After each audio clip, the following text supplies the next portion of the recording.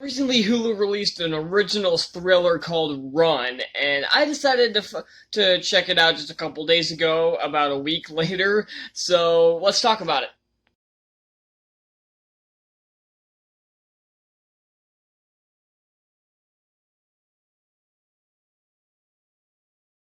First things first, I know this video is coming super late. I know this movie was released back over a week, almost a week ago, or over a week ago, probably by the time this is posted.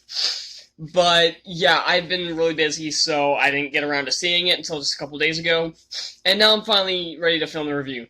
And there's also the fact that I don't really have much to say here. This is probably the film that I'm gonna have the least to say about. It won't be the shortest video, since the really short ones were the first ones I made, because I didn't know what the hell I was doing. But yeah, let's just get into this. I'm just be filming this quick. I got other stuff to do, so yeah, let's just get into this. Run is a about a mother who is so overprotective of her daughter, who apparently has all these different like disabilities and diseases and stuff like that. Like she has asthma, and she has this thing that causes rashes, and and something that makes her legs like incapable of le- allowing her to walk, and some other and among others. And so she is frighteningly overprotective of her daughter, basically never letting her either leave the house, or if they do leave the house, she basically never lets her leave her sight, and almost to a frightening degree, because she's about to go off to college. Degree, that kind of worked in there. And just kind of, I don't know, just kind of weird what happens. It's like, I can't really say anything without giving anything away. Why am I looking over there? I was like looking over there. Just looking over there. It's a box, but not important. But yeah, there's not much to talk about here, and there's not much I could say without spoiling anything. It's one of those movies where you can't really talk, where you can barely talk about it without spoiling. So there may be some minor spoilers in this, so you've been warned. So yeah, go through the different elements. The acting is great. Sarah Paulson is great as always. She's a very good actress, and she's very good as the mother here. Her daughter is played by, I think her name is Kieran Allen or something like that.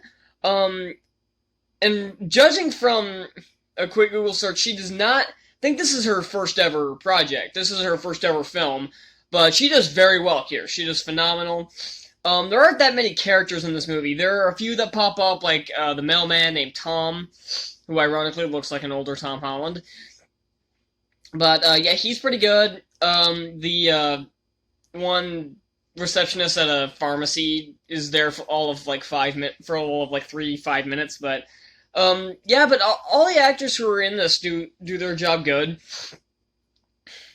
The actual suspense part of this movie is actually very good. There are a lot of plot twists that happen, and but the one thing I have a problem with is, and a lot of something I have a problem with a lot of suspense and horror thrillers like this is that they are criminally slow.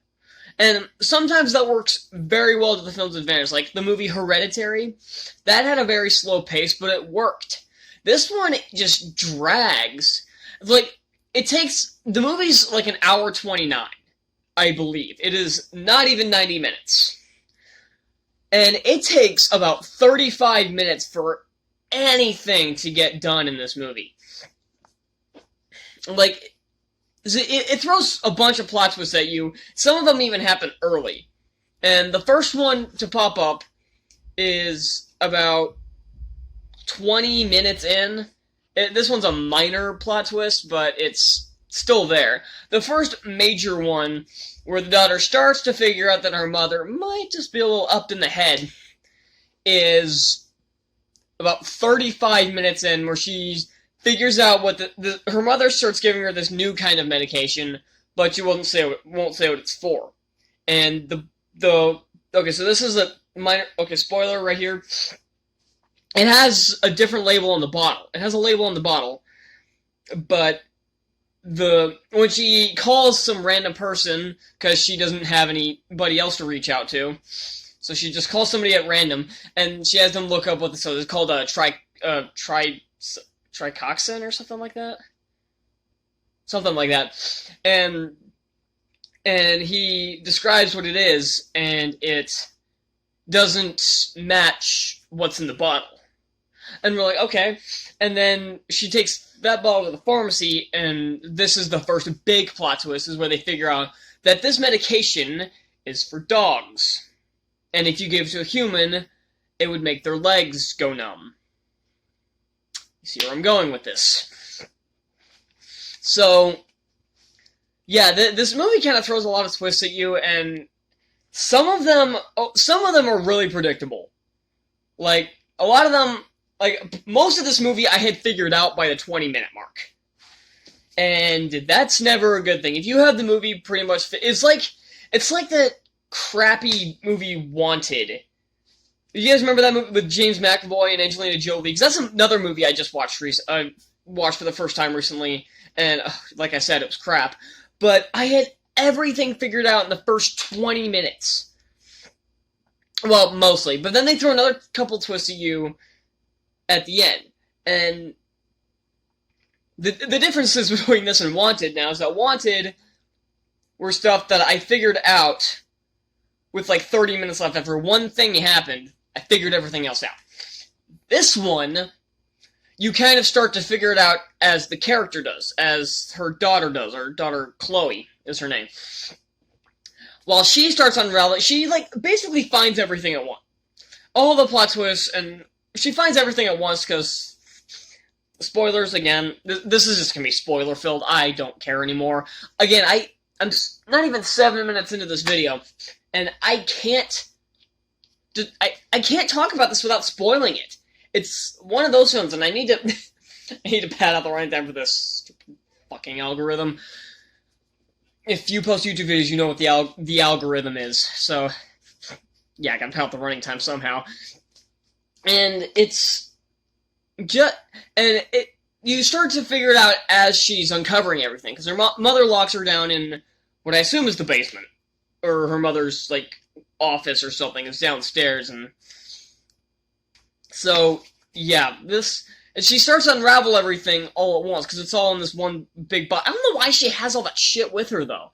That's one thing that, a problem with this movie. All these things that help Chloe unravel the mystery, or not the mystery, or what the hell her mother's been up to. So I guess it is a mystery. Mystery of what her mother's been up to. Why does she have it all in this one box? And two, why the fuck does she have that box to begin with? Wouldn't you get rid of that shit? So, yeah, that logic goes out the window in the ending. Pretty much the entire the ending 30 minutes, logic just goes out the window. But, to be fair, this movie is actually very well made. It's shot well. It gets some really nice creepy shots of Sarah Paulson. Like, there was one shot where she's using the computer, or she's trying to look up what this tricoxin thing is. That still doesn't sound... I don't think I'm saying it right. Like, I can see it, I can see the word, but I don't think I'm pronouncing it right. It sounds off when I say it out loud. But she's trying to look it up, and then the internet cuts out. And her mother cut the internet. And then, all of a sudden, it shows this really creepy shot of her just sitting back there, because you don't see her. It's just like a shadow of her. It's not even like her shadow, but it's all dark. You can't, like, see her face all of a sudden. You just see her shape just sitting there at the kitchen table in the background. That was creepy. I'm glad I watched this one of those days, because that probably would have been like, ugh. Because that was actually legitimately creepy. I'm not one of those people who scares easily, but that actually made me go like, ooh, that was, But, so yeah, this is a well-shot, well-made movie, but the main problem with this is that logic goes out the fucking window in the end. It starts off really strong. I wouldn't say that. It starts off way too slow, like nothing happens for a while.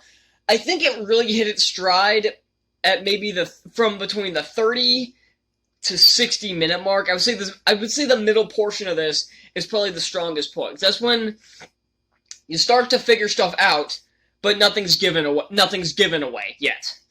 But you start to unravel that something's up, and a lot of this stuff doesn't seem right, and the character actually starts becoming an active protagonist. Because in the first third of this, she's completely passive because she has no idea what the hell was going on. Then she becomes an active protagonist trying to figure out what the hell's going on by the 35-minute mark. And so it's weird that the middle portion is the strongest part. So final thoughts on this movie. It's well made, and it has some really cool moments. My camera is kind of off here. Okay, that's better. It has some really cool moments, and really starts out pretty decent and gets better as it goes along. But then the last 30 minutes is some of the dumbest shit I've ever seen in my life. Especially the ending. I don't even get the ending. I don't get what it was trying to do. And all logic, like I said, all logic is chucked out the fucking window. And the ending just completely lost me. This last 30 minutes, it felt like it was going on way too long. I felt like, we need to get to can you just get to the freaking credits already? Because I started getting bored at the ending of this. I'm just like, oh my god, can we just end already? But overall, a decent movie, I guess. That would probably, that's my best verdict. It's decent, I guess. Not exactly a glowing review, but not a negative one, I guess. So, yeah. Final thoughts. I guess you can go ahead and see Run if you have a Hulu subscription. You can watch it if you want, but I wouldn't recommend going out of your way to see it. Like I said, it's a Hulu original, so if you have the service, go right ahead. It won't even take up an hour and a half of your time. It'll take up like an hour 29. That's a minute less, but yeah, it won't take up much of your time. I'm gonna give Run a C. Maybe C-. I'm gonna give Run a C-. Yeah.